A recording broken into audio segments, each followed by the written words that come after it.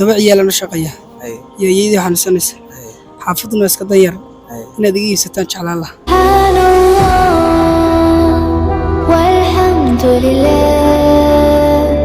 waxaan arkaa adoo bajaajyada garab istaagaya oo waxa weeyaan tusbax baad wadataa tusbax dadka u laacaya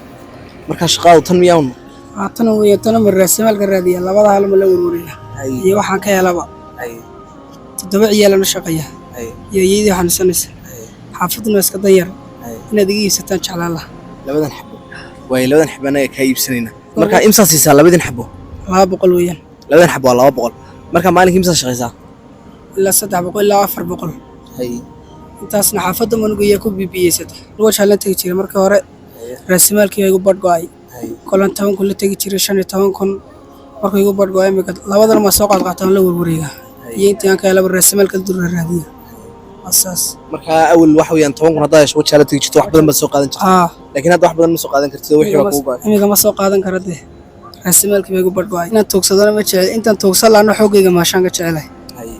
sharaf xumana weeyaan waxaan ilaa waan la shaqeystaan markii hore xajaan ka shaqeyn jiray Luis Baalash waxaan baan soo maray alxamdulillah imkana tusbaxaasan la warwareey lacag inta laga wajal ilaa 15 kun ilaa 10 kun lacag inta laga helayd wajal aan tagi lahayn kadaasba markaa waxba isbedel lahaa ma hubta awana lacag 10 kun shaygiisa weeyaan tusbaxana waxa weeyaan adaa iskale soo waxa gartay ma okay ma jirtaa lambar laga la soo xiriiri karayo waxa weeyaan tamba gabadh baa ku soo dirtay si haddii wax ka weyn lagu si qaban karayo ummadda Soomaaliyeed wax ka weyn ku qaban kartaa oo waxay diyaar u tahay maadaama tuugsiyaadii waxa diyaar loo yahay in lagu dhiirigeliyo hawsha sharafta leh ee hayso laba wartood ka shaqeysaa kowde aan ku yar sheego mar xoogayga maalanaysaa marna waxa weeyaan tasbiix baad wadaa oo qofkii waxaan hal mar roga ajir laba adiga laftirka ku jira laba goor waa ajir iyo wax shaqeysanaysaa xoogayga maalanaysaa ajirna shaqeysanaysaa khayr Allah ku siiyo marka haddii ummadda muslimka ay jeclaato inay ku support gareyso oo ku sii garab istaagto marka lambar laga la soo xiriiro ma leedahay wallahi hay lambarka noo yiri fura 25 19 33 33 28 28 20 63 waa saxta wali lambarkaas Soomaa okay way wixii kale u baahan hadda waad heshay raasimaalka wajaal ku tagi lahayd wixii kale wax weyn ama noloshii xaafadda ama wax weyn wax kale si dheeraada insha Allah waxa ka caawin doona ummadda muslimka ka caawin doonta dibna insha Allah waan isku soo noqon doonaa hadda kaliis baan isku aragnay Soomaa ya hadda kaliis baan isku aragnay wixii kale waxa weeyaan caawimaadana ama wixii kale insha Allah dadaalkaaga waan kula soo xiriir doonaa insha Allah walaal ayde shaqo wanaagsan inta waa dhiirigelin ya walaal ayoon duceeyay ayo walaal qof kasto dhaboodo waa wax kasto maartay uu Ilaahay kugu keeno in loo sabro maartay wax meesha ku jira Ilaahay dhibaatada ka saaro wiilkan mar labaad ay waxay kulmeen wadaadkan saas leeyahay wajiga hoogaha oo isla kii u yahay meeshan waa isla meeshii marka iyo mad kale noqonaaba ma ogi oo faraxsanayd iyada deedista Assalamu alaykum saaka waxaan ku banansanayn Xamse yare oo ka soo habsaamay soo Xamse ya awiyar bal igana raal noqo in ka soo balantan uu fi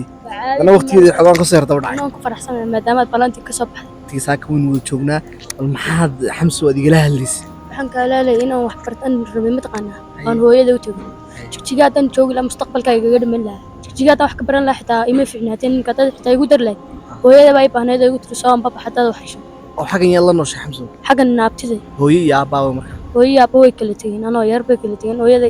hooyaday bay qaadatay aabba ay ka iga dajiyaan oo iyada ay xambaarsan ayagu hooyada kuma dhilna ana ku dhalo ana raac hooyada waxaan ku 9 bilood ba warkooga ay hooyada abalkeega ma gudi karaa oo raaci inta marka inta koray baan sidoo hooyada ma u tagtay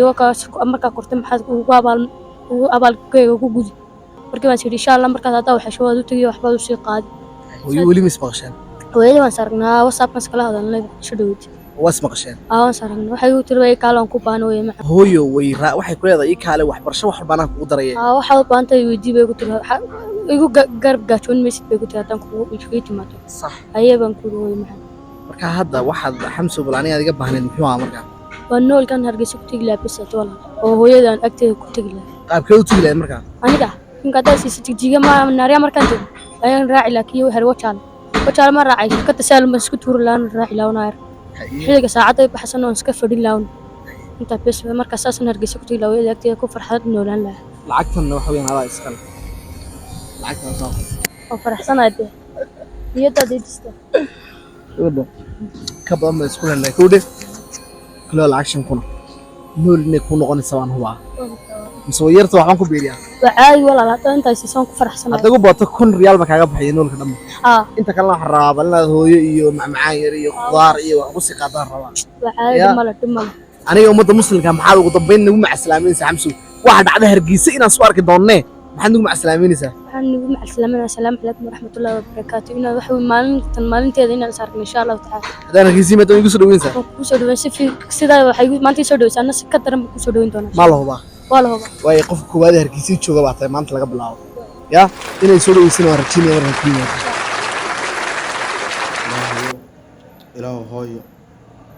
ilaahu hooyo dembigeeda adduunyo dembigeeda aakhir ilaahu dhaaf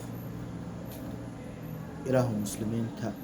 dhammaantood meel kasta ay joogaan ilaahu dembigooda dhaaf hooyadii aabbaha markay kala tagaan meesha waxaa ku lumaya hal qofkaasina waa qofkii ay iska dhaleen